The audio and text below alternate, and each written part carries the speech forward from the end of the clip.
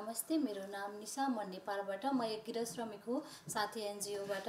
हामी एउटा सानो बस्तीमा बस्थ्यौँ, जहाँ बस्तीमा पानी मुहानबाट, सिधै मुहानबाट पानी आइरहेको थियो।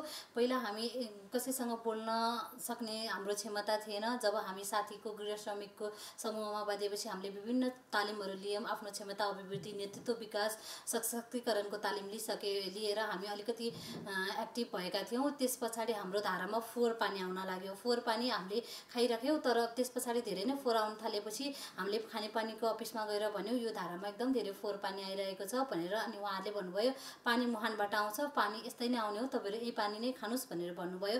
उहाँसँग धेरै कुरा गर्दा, उहाँहरूलाई सम्झाउँदा पनि उहाँहरूले नबुझिसकेपछि त्यो पानी लिएर चाहिँ तपाईँ नै यो पानी खानुस्, हामीले यो फोहोर पानी हामी खाँदैनौँ, तपाईँ एकचोटि खाएर हेर्नुहोस् भनेपछि उहाँहरूले मान्नु भएन। उहाँसँग धेरै बहस गर्दै कुरा गरेपछि उहाँहरूले चाहिँ लास्टमा चाहिँ त्यो पानीलाई ट्याङ्की सफा गरेर सफा पानी दिन थाल्नुभयो। त्यसको सफलतापछि पहिला बस्तीमा 30 घरले एउटै पानी खानु पर्थ्यो भने अहिले त्यसको सफलताले बस्तीमा घरै पछि धारा आएको छ। धन्यवाद।